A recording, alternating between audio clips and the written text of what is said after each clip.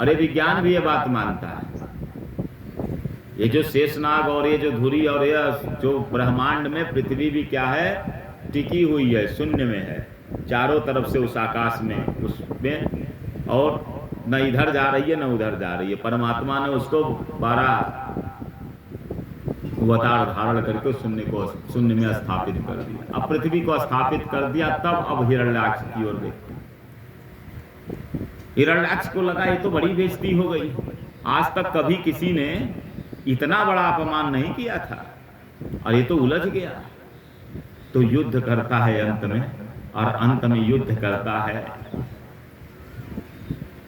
तो 12 बने भगवान ने उसका उद्धार कर दिया। ये श्रीमद् भागवत महापुराण में 3 स्कंद में बना। 4th स्कंद में जब हम आते हैं तो 4th स्कंद में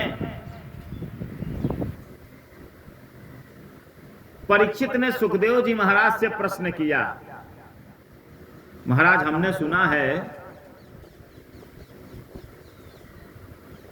कि जो स्वभाव होता है व्यक्ति का, उस स्वभाव में परिवर्तन नहीं हो पाता है। तो जब स्वभाव बदलेगा ही नहीं तो विचार कैसे परिवर्तित होंगे, और जब विचार परिवर्तित नहीं होंगे तो सत्य को जानने के बाद भी सत्य को समझने की, सत्य को स्वीकार करने की बात कहां से आएगी।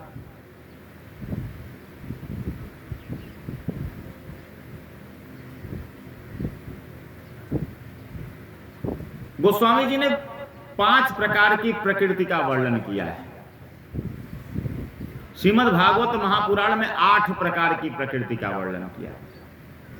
प्रकृति अर्थात स्वभाव। और देखिए, मैं बहुत छोटी बात आपको बताने वाला हूं, क्योंकि आपके मन में प्रश्न आ रहा होगा कि ईश्वर अंश जीव अविनाशी, ये बार बार होता है।